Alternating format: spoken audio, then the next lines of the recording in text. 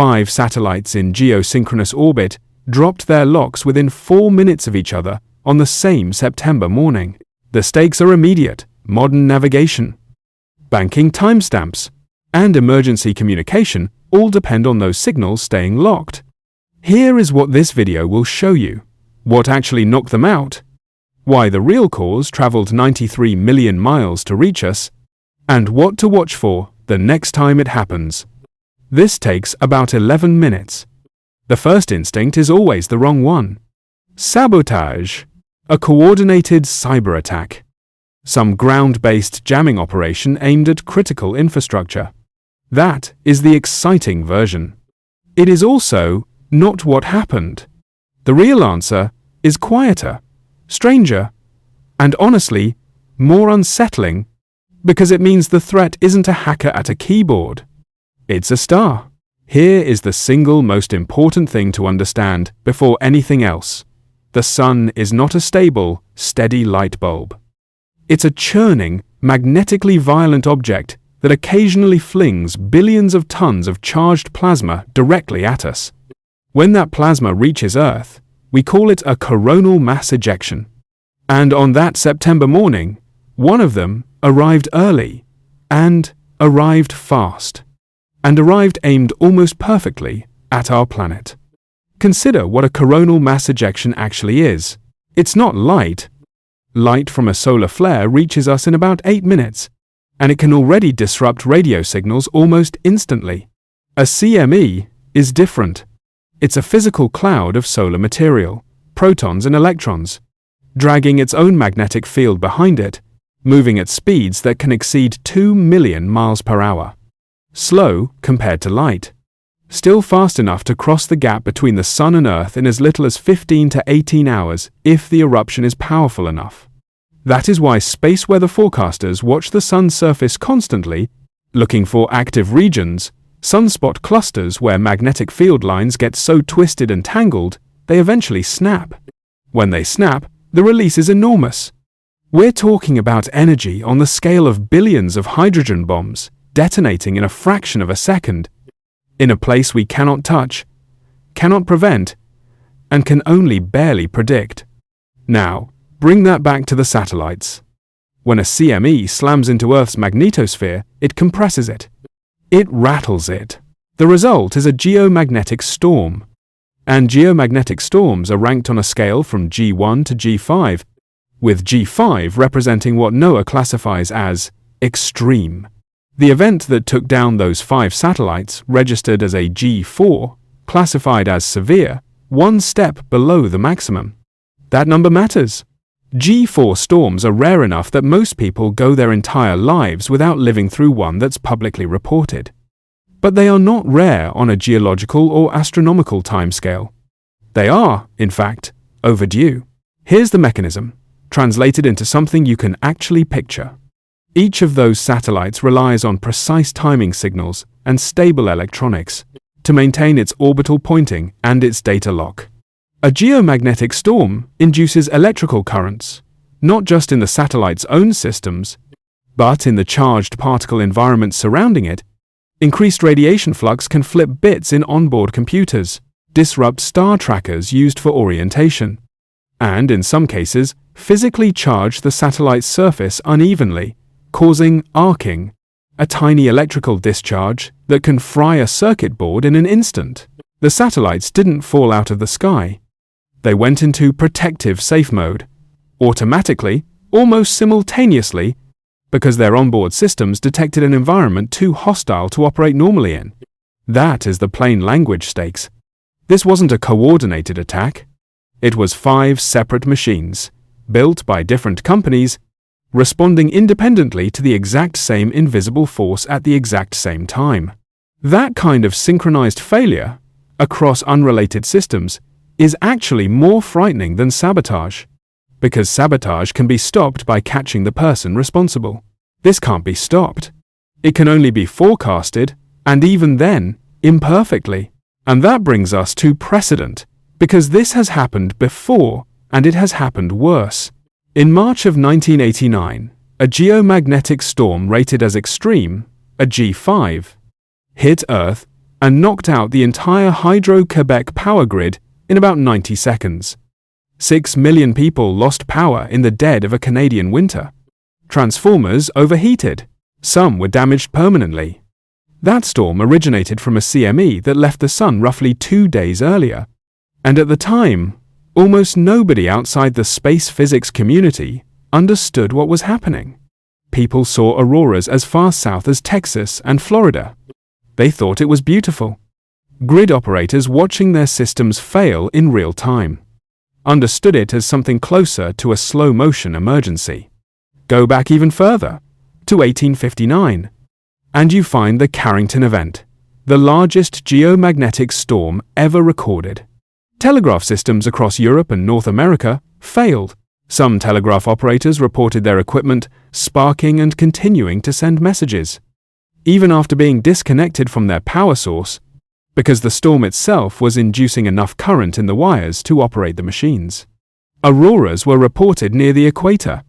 If a storm of that magnitude hit today, and researchers at institutions including NASA and the National Academy of Sciences have modeled this scenario, the estimated damage to satellites, power grids, and communication infrastructure runs into the hundreds of billions, potentially over $1 trillion, with recovery time measured in months, not days.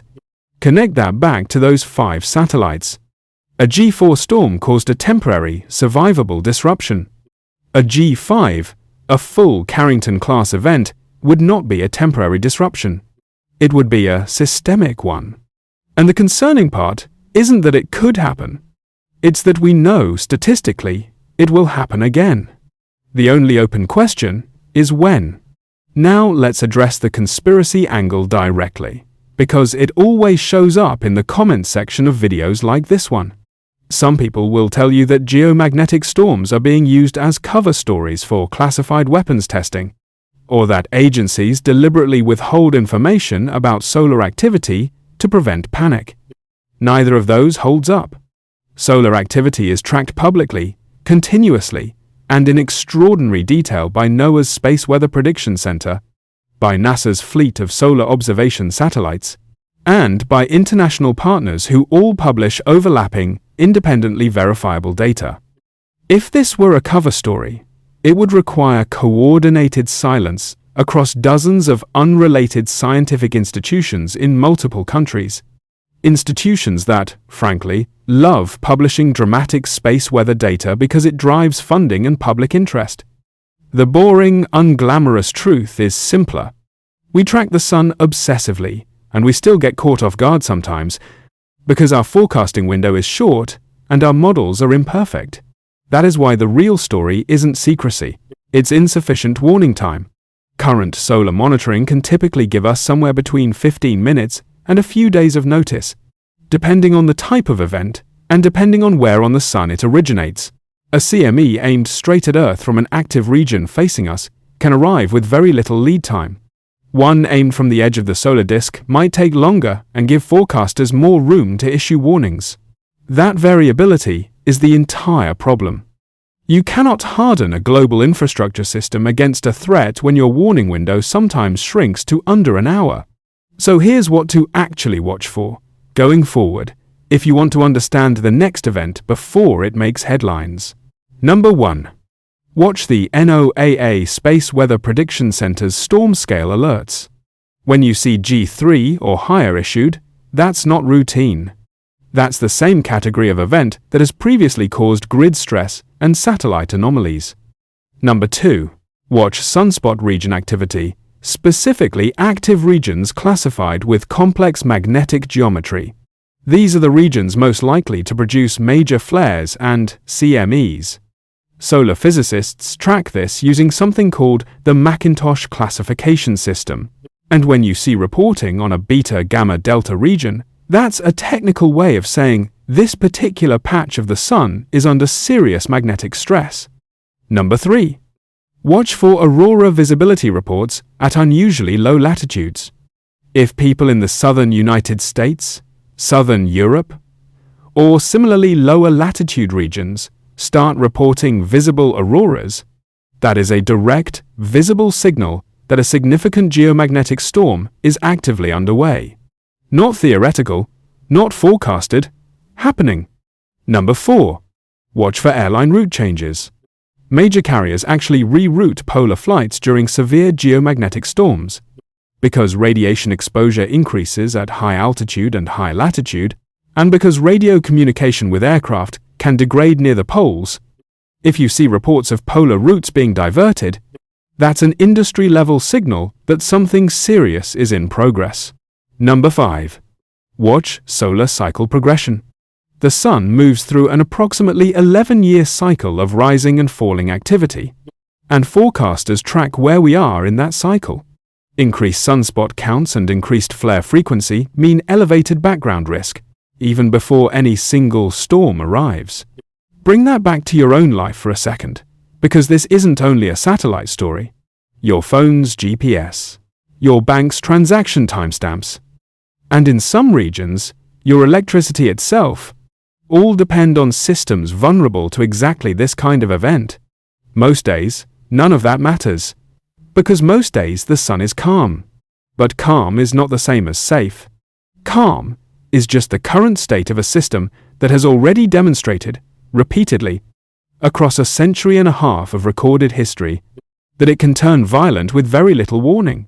The forward-looking stakes here are not about panic. They're about awareness. Space agencies are actively working on improving early warning satellite networks, specifically to extend that 15-minute to few-day window into something longer and more reliable. Grid operators in several countries have started hardening transformers against geomagnetically induced currents. Satellite manufacturers are building in more radiation-resistant components. None of that eliminates the risk. It just buys us time to respond when the next major event arrives, and given the historical pattern, it will arrive again. So watch the sun, watch the warnings. Those 5 satellites weren't a warning of some hidden threat lurking in the shadows. They were a demonstration, in real time, of a threat that has always been there, 93 million miles away, indifferent to us, and completely outside our control. If this kind of planetary scale hazard is the kind of thing you want to understand before it becomes a headline instead of after, subscribe to this channel. We break down the mechanisms behind the events the news only covers once they've already happened. Like this video if you want more of these deep dives, and share it with someone who still thinks space weather is just about pretty auroras. It isn't. It's infrastructure. And infrastructure is worth understanding before it fails.